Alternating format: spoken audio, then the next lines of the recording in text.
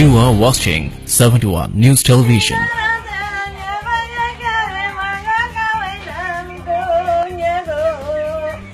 বৃহস্পতিবার সৌদি আরবে সড়ক দুর্ঘটনায় নিহত শ্রমিক ভোলার রানা শাহাবুদ্দিনের বাড়িতে স্বজনদের শোকের মাতম। নিহত হওয়ার খবর শুনে কান্নায় ভেঙে পড়েন স্বজনরা।